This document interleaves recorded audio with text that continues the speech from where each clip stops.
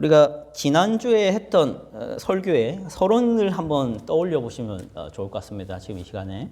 지난주 말씀의 서론을 못 들으신 분도 있는데, 서론에서 제가 무엇을 언급드렸냐면 우상 숭배에 대한 언급을 하면서 우리가 우상 숭배에 빠졌냐 안 빠졌냐라는 것을 확인하는 기준들을 제가 몇 가지를 제시해 드렸었어요.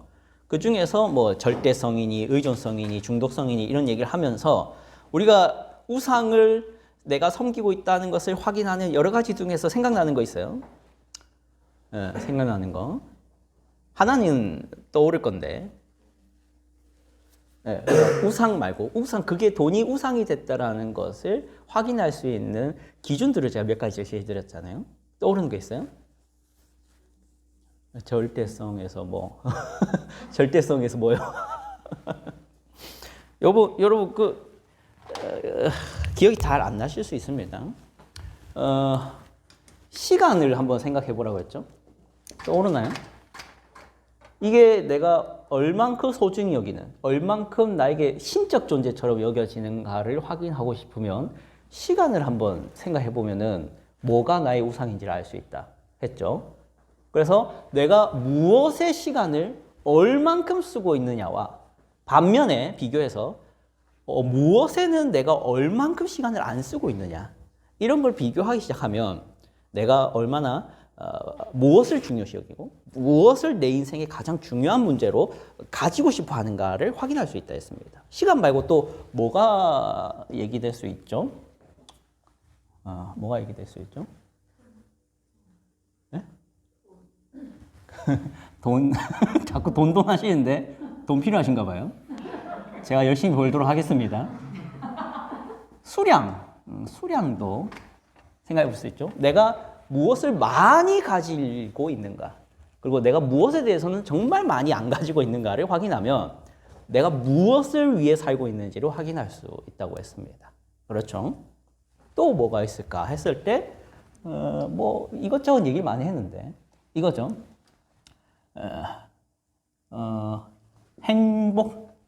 행복이죠.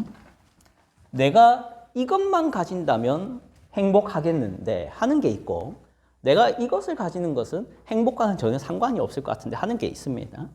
하여튼 제가 이런 기준들을 제시하면서 우리가 무엇을 우상으로 섬기고 있고 무엇을 우상으로 안 섬기고 있는지를 확인할 수 있다고 했습니다. 그래서 대표적으로 우리가 뭐 몇 가지 얘기해 보죠. 내가 돈을 벌기 위해서 어떤 사람이 돈을 벌기 위해서 시간을 이만큼 쓰는데 어떤 것에 대해서는 시간을 이만큼 쓰고 있다면 이 사람이 어떤 사람인지가 보이기 시작하는 거죠. 자, 그럼 이렇게 생각해 보죠. 교회를 다니고 하나님을 사랑한다고 하나님을 섬기는 크리스찬이라고 스스로 자청하면서도 그 하루의 시간을 하나님과 비교해서 절대적으로 더 많이 쓰고 있는 게 발견이 될 때 그 사람은 실천적인 의미에서 하나님을 섬기는 걸까요? 아니면 그 무엇을 섬기는 걸까요? 했을 때 그 무엇이 되는 거죠. 내가 하나님에 대해서, 신앙에 대해서, 믿음에 대해서, 구원에 대해서 하루에 한 10분, 많이 쳐줘서 10분이라 합시다. 10분을 생각하면서 그 외에 다른 문제 때문에 한 23시간을 쓴다 했을 때 그 사람의 우상은 엄밀한 의미에서 하나님이라기보다는 그 돈이나 아니면은 뭐 학점 혹은 성적 아니면 친구가 되는 것들이죠. 자, 그런데 이런 것들을 제가 지난주에 얘기했고 지금 얘기할 건 아닙니다. 제가 이러한 것들을 통해서 결국 우리가 발견할 수 있는 것은 뭐냐면은 내가 이 죄인이다라는 것을 발견할 수 있다는 겁니다. 근데 제가 이런 식으로 치사하게 이런 것들을 딱 들이밀면서 여러분이 죄인이다, 내가 죄인이다, 이런 것들을 밝히고 싶은 이유가 있어요. 왜 이런 것들을 굳이 밝혀야 되냐? 솔직히 죄인이라는 얘기를 하는 것이 기분이 좋을 리는 없습니다. 누가 너 죄인이고 너는 악하고 너는 진짜 한심하고 너는 교회 다니는 사람이잖아, 교회 다니는 사람 같지가 않아, 이런 얘기를 하면 누가 기분이 좋겠나요? 기분이 안 좋죠. 그러나 이것을 한번 비유로 생각해 봤을 때 기분 나빠할 일이 아니라 정말로 유익하게 나에게 좋은 일로 들어야 될 필요가 있다라는 것을 얘기하고 싶어서 잠깐 꺼내봤는데요.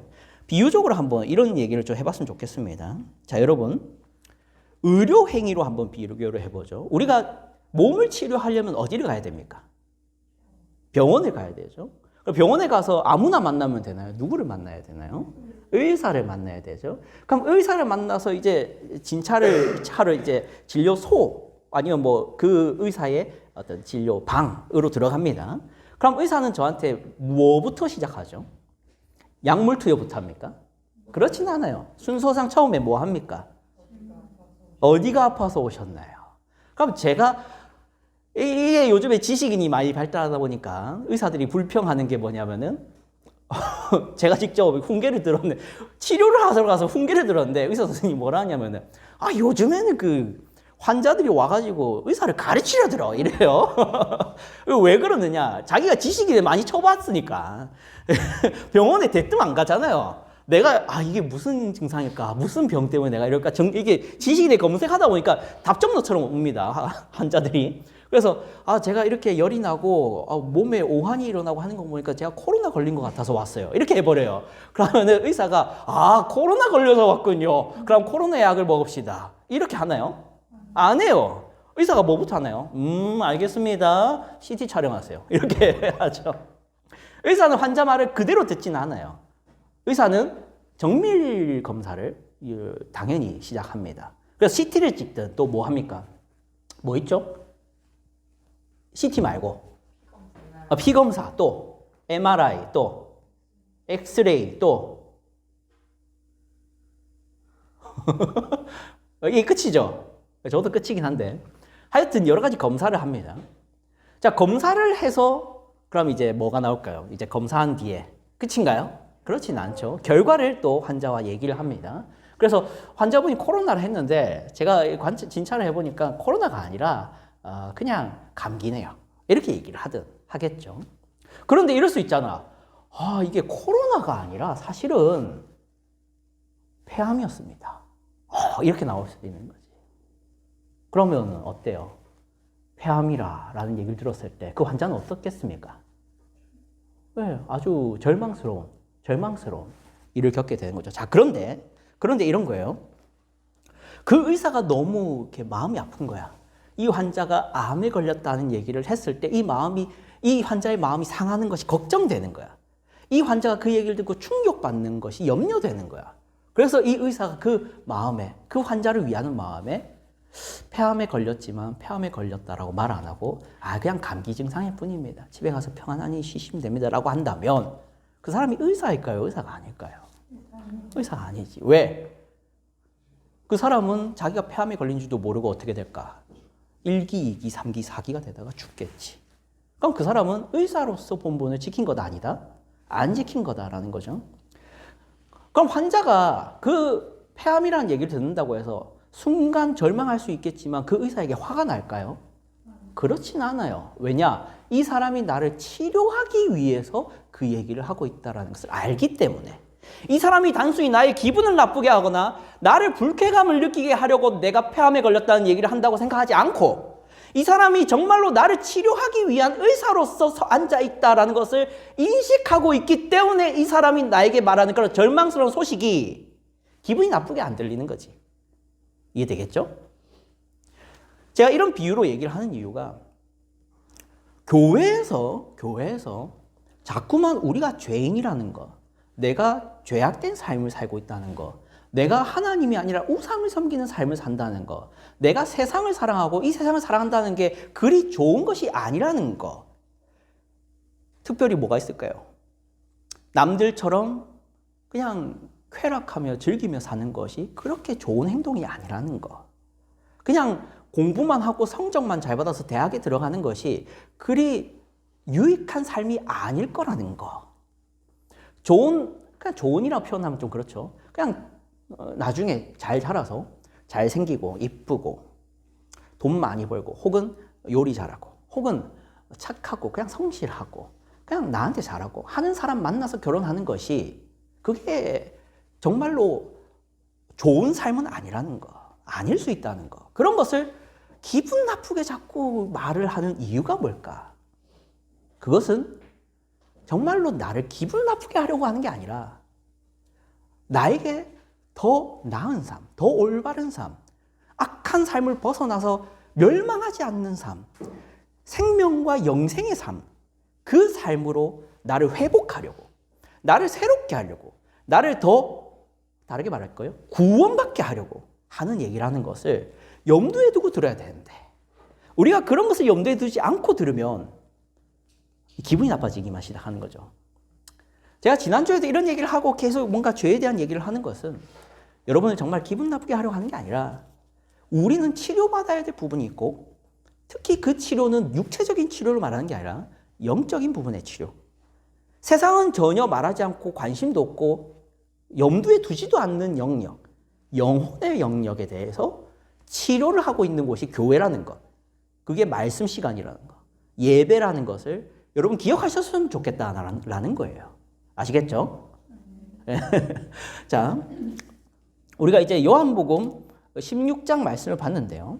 이 요한복음 16장 말씀을 통해서 우리가 말하고자 하는 것은 사도신경에서 10번째 시간에 사도신경 8항을 다루려고 합니다.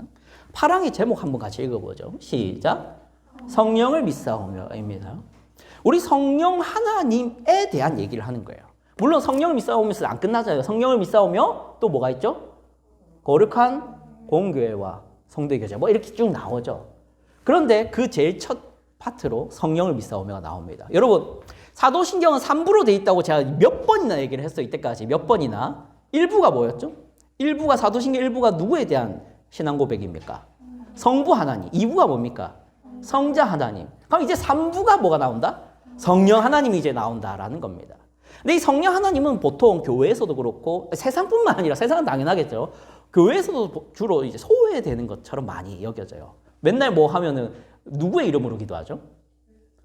성령의 이름으로 기도한다 안 하고 맨날 우리는 기도할 때 예수님 이름으로 기도한다. 그래서 성령이 뭔가 소외당하고 외로워 보이는 그런 처지에 있어요. 성령님에 대해서는 우리가 성령님을 위하여 기도한다고 말하지도 않아요.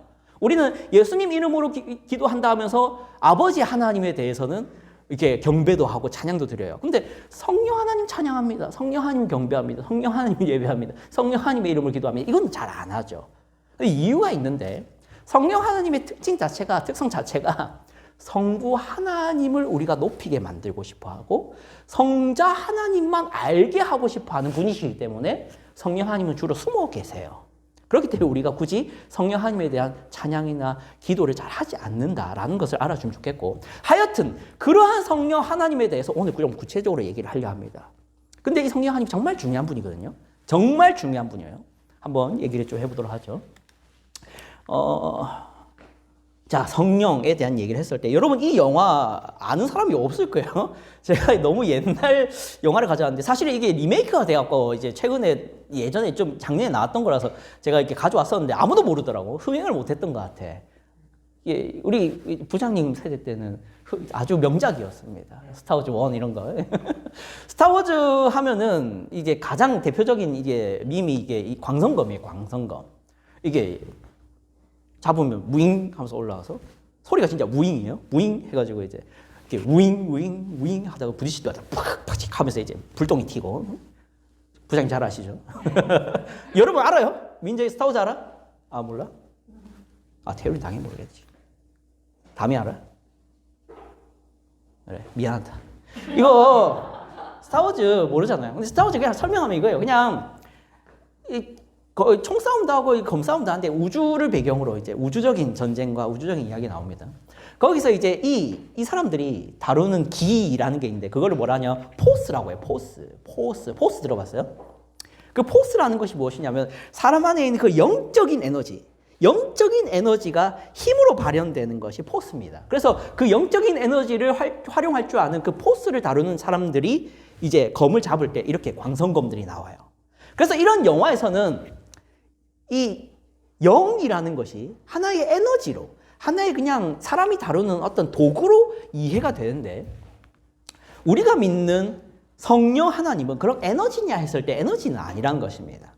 우리가 성령 하나님을 할 때 그 하나님은 우리가 마음대로 이러면 저러고 이러면 저러고 내가 도움 달라면 도움 주는 그런 에너지체가 아니라 하나님이시라는 것을 알아야 된다라는 것이에요. 그럼 성령 하나님에 대해서 얘기를 하기 전에 이 다양한 종교에는 다양한 신론이 있어요. 이거 어느 종교인지 알아요? 첫 번째 이슬람. 그렇지. 이슬람에서는 신은 몇 분일까요? 나와 있잖아. 하나죠. 그래서 단일 신론이라 합니다. 그 하나의 신의 이름이 뭡니까? 알라. 한글말로 뭘 알아라는 게 아니라 알라입니다. 알라. 자, 이거는 어느 종교로죠? 불교를 상징하는 마크죠. 이 불교도 신이 있습니다. 물론 불교도 이제 변질된 불교가 있고 오리지널 불교가 있는데 오리지널 불교를 소승불교로 하고 이 변질된 불교를 대승불교로 합니다. 우리나라는 대체로 대승불교예요. 이 소승불교는 어디에 있냐면은 티베트에 있습니다. 오리지널은. 그래서 소승불교에서는 신이란 존재하잖아요. 불교는 철학이거든요. 하여튼 우리나라는 이제 종교인데 이 대승불교에서는 신이 있는데 이 신이 몇 분이다? 네, 삼신론 세 분이에요. 그래서 누가 있냐면 법신불, 보신불, 화신불이 있어요. 그래서 뭐 그 외에도 사실은 근데 아미타불이라고 또 있는데 여러분 그 얘기 많이 들어봤어요?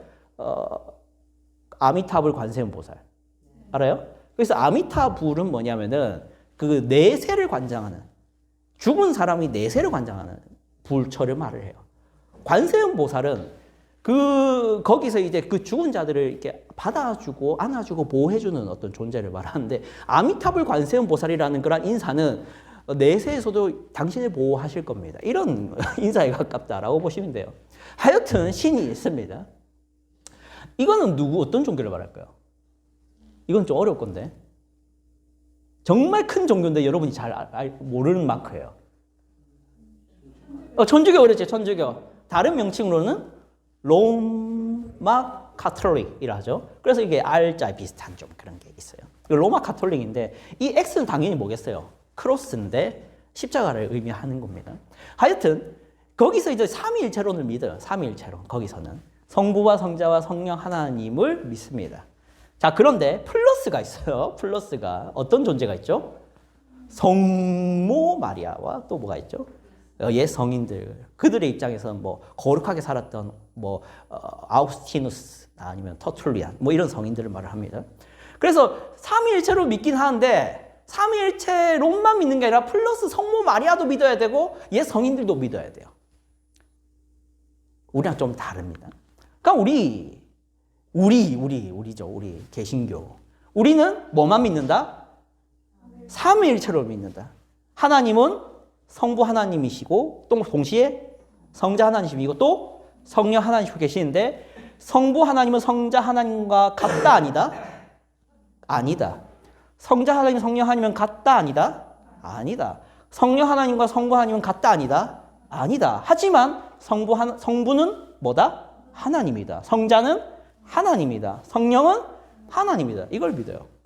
이거 이성적으로는 이해하기 어려워요. 그래서 신입니다. 이걸 알아야 돼요. 자, 그러면 성경에 증거가 있어요. 뭐 이것 말고 다음 증거를 좀 보죠. 이거 마태복음 28장 19절 같이 읽어봅시다. 시작. 그러므로 너희는 가서 모든 민족을 제자로 삼아 아버지와 아들과 성령의 이름으로 침례가 아니라 세례인데 원래는 침례는 맞아요. 자, 그런데 요게 세 이름이 나오죠. 첫 번째 뭐? 아버지. 두 번째 아들. 세 번째 그렇지. 그러니까 지금 아버지와 아들과 성령이 지금 동등하게 쓰이고 있죠. 그래서 이 세 분이 뭐다? 하나님이다.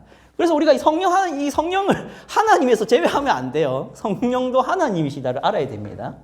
자, 그러면 이제 성령이 하나님이라는 얘기를 끝났어요. 이제 하나만 더 얘기할게요. 이 성령이 하나님이신데 하신 일이 있을 거 아니야. 숨어 계시고 잘 안 드러내시지만 하시는 일이 있어요. 근데 그 하시는 일은 우리에게 정말 중요한 일이거든요. 우리가 자꾸 성부 하나님, 성자 하나님에 대해서 중요시 여기는 것이 바람직하고 성령 하나님도 바라시는 것이지만 그런데 우리가 꼭 알고 잊지 않아야 되는 것은 성령 하나님이야말로 지금의 우리에게 정말로 밀접하게 관련된 분이시다라는 것을 알아야 됩니다. 그러면 이 세 분 하나님이 하는 일을 하나하나 얘기해 줄게요. 세 분 하나님이 하는 일. 성부가 우리의 구원을 위해서 하신 일이 있어요. 그거를 비유적으로 얘기하면 이 건물을 짓는다. 우리가 같이 건물을 하나 만든다 생각합시다. 불가능하겠지만 우리가 건물을 하나 이렇게 만들어 보자 이렇게 얘기를 했을 때 제일 처음에 해야 될 일이 뭘까? 예? 뭐라고? 세계? 설계, 그렇지. 설계. 그러니까 내가 건물을 어떻게 짓겠다. 우리가 앞으로 어떤 건물을 짓자. 뭐 3층짜리 건물을 짓자. 10층짜리 건물을 짓자. 건물을 지을 때 화장실을 10개를 넣자. 아니면 2개만 넣자. 아니다, 1개만 넣자. 아니면 또 거실은 하나를 두고 방은 몇 개? 한 12개 정도 두자. 이렇게 좀 고려를 하면서 이제 미리 설계도를 작성해야 되지 않을까요? 그리고 건물을 지어야 바라게 지었지. 그것을 우리 성부 하나님으로 비유할 수 있어요.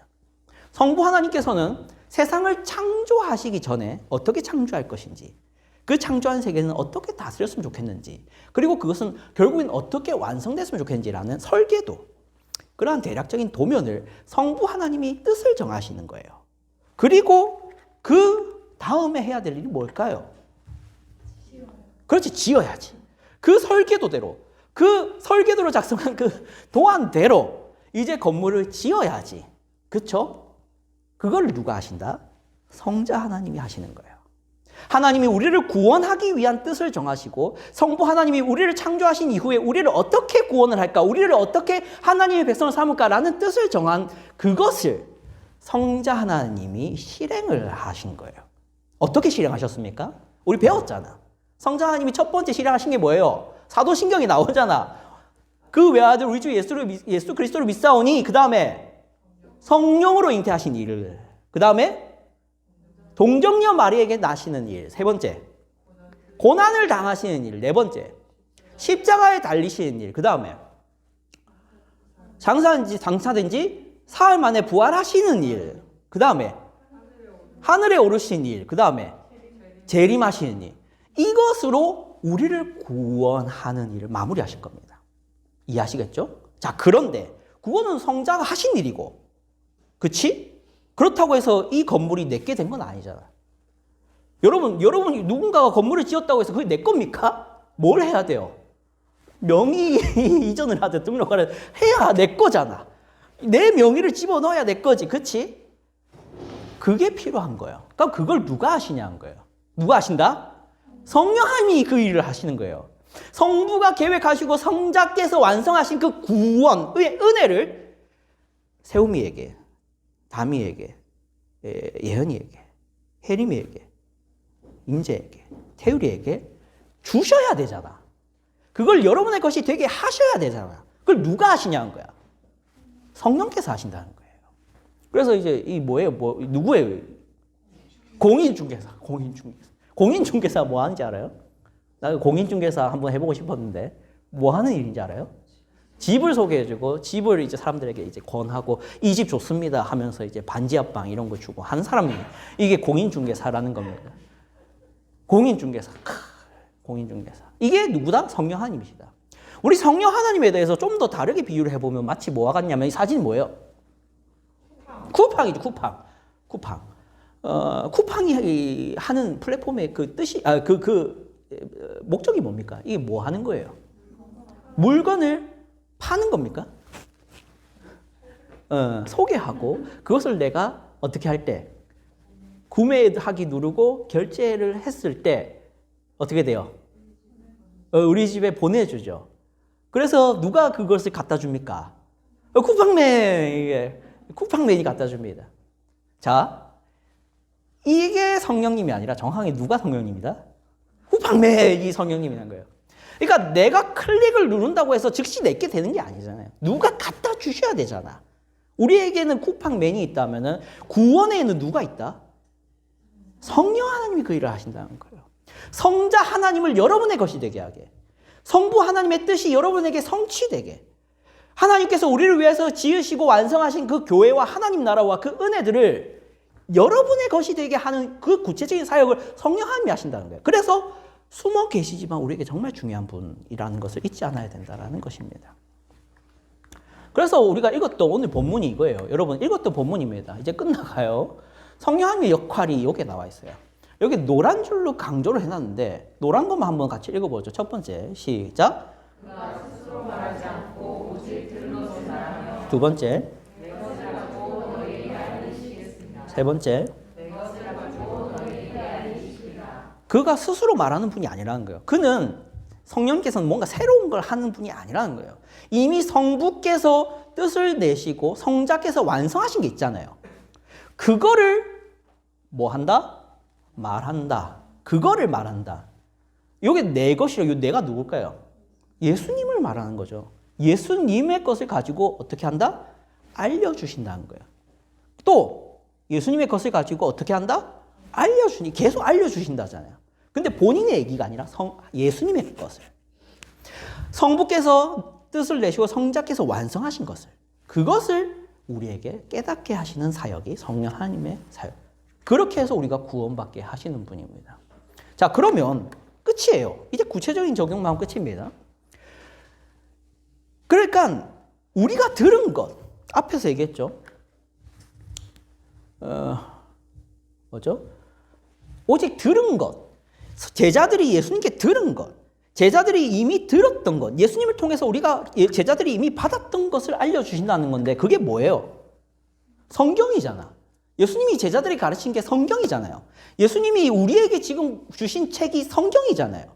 성령께서 하신 일은 바로 우리가 성경을 읽을 때 그걸 깨닫게 하신 일이 성령 하나님의 사역이다라는 거예요. 그래서 우리는 교훈을 받을 수 있어요. 끝입니다. 같이 한번 교훈 읽어보죠. 시작. 성경이든 그것을 통한 전도든 설교든 미련해 보이더라도 죄인을 회심하게 하고 변화시킬 수 있는 이유는 일하시는 성령님 덕분입니다. 아멘.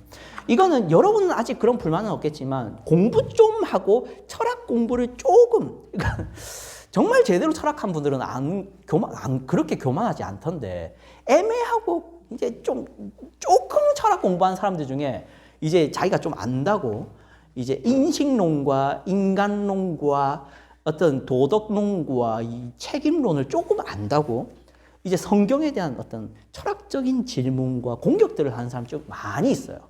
요즘 같은 경우가 더 많아요. 요즘 같은 경우가 더 많은데, 특히 이제 지방에는 이 지방 비하 같은데, 여러분은 지방 아니니까 상관없겠죠. 지방에는 별로 그런 관심이 없어요. 애초에 철학적인 고민이나 이런 것을 그렇게 깊게 하진 않거든요. 하지만 정말 서울에는 똑똑한 사람들이 많은 것 같아요. 정말 서울은 똑똑한 사람 많아요. 근데 그 똑똑함이 이 성경에 대한 여러 가지 불만들을 만들어내는 것들이 있습니다. 가장 대표적인 게 뭐냐면, 여러분은 아직은 안 생겼지만 대학교만 들어가면 바로 생길 고민들이에요. 인간은 완벽하지 않은데 인간이 쓴 책이 아닌가? 라는 거예요. 인간은 완벽하지 않은데 인간이 쓴 책 아닌가? 이게 어떻게 진리지? 라는 시비. 또 두 번째, 인간은 절대로, 여러분 알아듣겠죠? 여러분 똑똑하시니까. 인간은 절대로 스스로에게 객관화될 수 없는데, 항상 주관적인 존재일 텐데, 자신을 객관적으로 돌아볼 수 없는데, 그런 사람이 성경을 읽을 때 결국 자기 유리한 대로 읽을 텐데, 그 사람이 어떻게 성경을 통해서 올바른 의미에서 하나님의 뜻을 바르게 알겠는가? 왜곡할 텐데. 인간은 그런 존재인데, 인식론이라는 것이, 인간의 인식론이라는 것이 진리란 발견될 수 없는 수준에 있는데, 진리란 존재하지 않는데, 그러면 어떻게 성경을 자꾸 진리라고 하느냐, 이런 철학적인 공격들을 합니다. 그런데 우리는 거기에 대해서 흔들릴 이유가 없어요. 왜? 우리는 성경책만 있는 게 아니라 누가 계시다? 성령 하나님이 계시잖아. 그 철학을 조금 하는 사람들이 공격하는 그건 그래. 아, 그런가? 아, 정말로 그렇네. 아, 정말 교회가 한심했네. 이렇게 가지 마세요. 그런 사람 있으니까 하는 말이에요. 조금 유식한 사람들 말에 흔들리지 마세요. 우리는 성경 책만 읽는 게 아니라 성령 하신 하나님 일하시고 지금도 우리 곁에서 성경을, 야, 그거 아니야. 너 지금 읽은 거 그런 뜻 아니야. 내가 그렇게 말하지 않았어. 예수님은 그렇게 말한 적이 없단다. 하나님은 그런 뜻으로 하신 말씀이 아니야. 야, 똑바로 알아 하면서 옆에서 훈계하시는 성령님이 계셔요. 그래서 우리는 성령님을 의지하여 성경을 읽고, 성령님을 의지하여 설교가 이루어지고, 성령님을 의지하여 전도를 하는 거예요. 그랬을 때 이게 능력이 돼서 우리를 변화시키는 겁니다. 그래서 성령 하나님을 우리가 믿는다. 이게 우리의 성령론입니다. 아시겠죠? 아시겠죠? 네, 기도할게요. 하나님 아버지 감사합니다. 우리가 이렇게 함께 모여서 성령을 믿사오며 라는 신앙 고백을 살펴보았습니다. 주님, 우리가 성부 하나님을 믿고 성자 하나님을 믿는데, 그 성부와 성자가 누구신지, 무슨 뜻을 가지셨는지, 그 두 분이 무엇을 완성하셨고 어떤 은혜를 준비하셨는지, 그리고 그 은혜를 우리에게 전달하시는 분이 우리 성령 하나님이라는 것을 우리가 알게 되었습니다. 우리가 이 성령 하나님의 은혜와 이 성령 하나님의 일하심을 의지하여 우리가 이 신앙이 허투루 사라지거나 허무하게 되거나 무의미하게 되는 것이 아니라 언제나 우리에게 효력 있게 유효하게 우리에게 효과적으로 전달되고 있다는 것을 우리가 기억하게 하여 주시옵소서. 그래야 우리 성령 하나님께 감사함과 감격함으로 우리 성령 하나님도 챙겨드리고 우리 성령 하나님도 높여드릴 수 있는 우리 모두가 되게 하여 주시옵소서. 살아계신 예수 그리스도 이름으로 기도드립니다. 아멘.